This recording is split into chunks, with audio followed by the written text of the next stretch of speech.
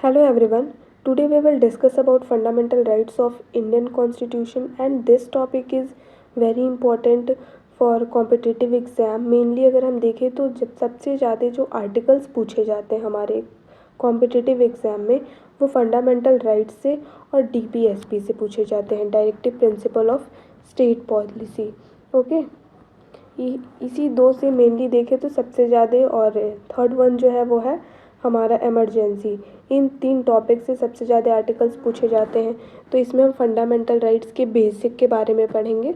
यहाँ पे हम कोई भी आर्टिकल डिस्कस नहीं करेंगे, केवल हम बेसिक देखेंगे कि यहाँ पे फंडामेंटल राइट्स कितने टाइप के होते हैं और उनको डिवाइड करके उससे उस पर्टिकुलर फंडामेंटल राइट में किस टाइप की इक्वालिटी की बात की गई है, किस टाइप का फ्रीडम बताया गया है, इन सब चीज़ों को डील करेंगे. ओके, तो जो हमारा फंडामेंटल राइट है वो 6 ब्रॉड कैटेगरीज में डिवाइड है एंड ये पार्ट थर्ड के अंडर में आता है.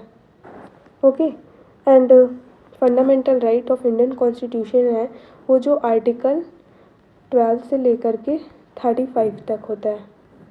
एक एक करके हम पढ़ेंगे, बट इस लेक्चर में अगर हम इसको कवर करने की कोशिश करेंगे तो ये बहुत ही लेंदी हो जाएगा. तो इसलिए हम क्या करेंगे कि एक एक राइट टू इक्वालिटी को फिर अलग अलग लेक्चर में अलग अलग को डिटेल में पढ़ेंगे फंडामेंटल राइट को. ओके, तो हमारे जो 6 ब्रॉड कैटेगरीज के फंडामेंटल राइट्स हैं वो हैं पहले right to equality, right to freedom, right against exploitation, right to freedom of religion, cultural and educational right and then right to constitutional remedies. Okay, इसको हम इंडिविजुअली डिस्कस करेंगे. अगर हम तो राइट टू इक्वालिटी में क्या देखेंगे कि राइट टू इक्वालिटी में जो है वो आर्टिकल 14 से 18 तक होता है राइट टू इक्वालिटी. एंड इसमें क्या होता है कि guarantee of equality before the law and equal provision of the law. इसमें ये बोला गया है कि जितने भी इंडियन सिटीज़न हैं सबके लिए इक्वल राइट होगा, किसी के साथ किसी भी तरह का डिस्क्रिमिनेशन नहीं किया जाएगा, mainly based on religion, race, caste, sex and birth of place. Okay, सबको इक्वल अपॉर्चुनिटी दी जाएगी. अगर हम कोई वैकेंसी डिक्लेयर करते हैं उसमें भी सबको इक्वल अपॉर्चुनिटी दी जाएगी. And some exceptional cases are always there, जैसे कि वुमेन एंड SC ST को, माइनॉरिटीज़ को दिया जाता है रिजर्वेशन. तो इसमें हम एक्सेप्शनल केसेस को भी डील करेंगे, बट आने वाले लेक्चर में, इसमें नहीं. इसमें बस हम मेनली उसके बारे में जानेंगे. तो ये राइट टू इक्वालिटी में क्या होता है कि सबको इक्वल अपॉर्चुनिटी दिया जाएगा. जो भी इंडियन सिटीज़न है किसी के साथ किसी भी टाइप का कोई भी डिस्क्रिमिनेशन नहीं किया जाएगा. ओके, जो नेक्स्ट है वो है राइट टू फ्रीडम. इनमें बोला गया है कि जितने भी सिटीजन्स हैं इंडिया के उनको freedom of speech and expression होगा. मतलब वो जो चाहे वो मतलब अपनी चीज़ों को, अपनी बातों को वो एक्सप्रेस कर सकते हैं, कहीं भी असेंबली बना सकते हैं, कहीं भी कोई भी मूवमेंट कर सकते हैं, बिना हथियार के कहीं इकट्ठा हो सकते हैं. ये सब हमारे फंडामेंटल राइट्स हैं और इनके लिए हमें रोका नहीं जाएगा जब तक कि इमरजेंसी ना लगे.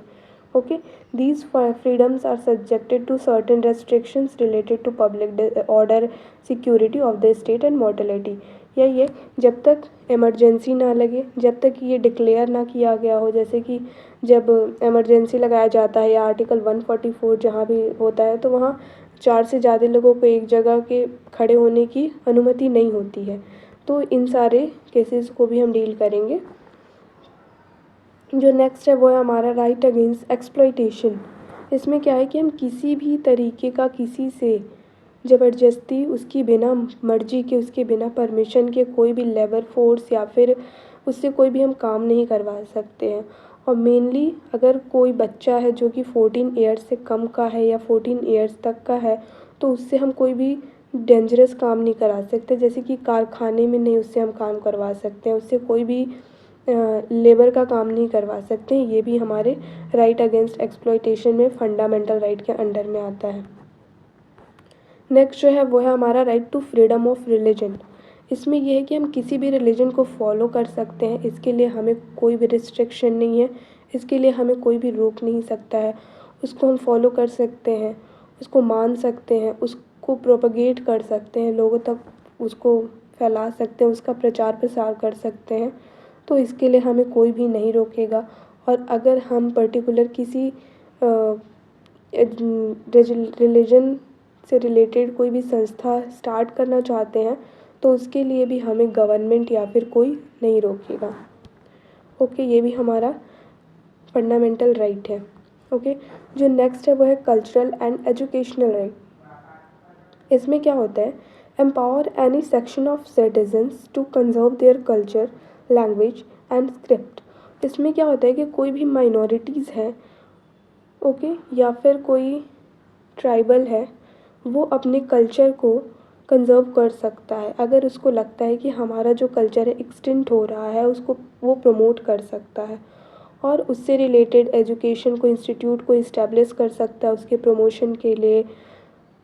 तो इसके लिए गवर्नमेंट उसको लोन देने से नहीं मना करेगी और वो चाहे तो उसका प्रचार प्रसार कर सकता है। ये हमारा फंडामेंटल राइट है। अगर किसी को लगे कि हमारा जो कल्चर है वो एक्सटिंक्ट हो रहा है, बहुत ही कम लोग उसको फॉलो कर रहे हैं, धीरे धीरे वो ख़त्म हो रहा है, तो इसको हम यूज़ कर सकते हैं।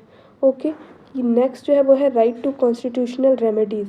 जितने भी हम कॉन्स्टिट्यूशनल को डील किए हैं, अगर उससे रिलेटेड कोई भी डिस्क्रिमिनेशन हमारे साथ हो रहा है तो उस चीज़ के लिए हम हाई कोर्ट या फिर सुप्रीम कोर्ट या फिर हाई कोर्ट हम जा सकते हैं और इसका केस फाइल कर सकते हैं, क्योंकि ये हमारा फंडामेंटल राइट है और ये हमसे कोई नहीं ले सकता है। ओके, तो आज के लिए इतना ही रखते हैं। नेक्स्ट हम पर्टिकुलर एक एक right to equality, right to freedom को एक एक पार्ट में डिटेल में डिस्कस करेंगे। ओके।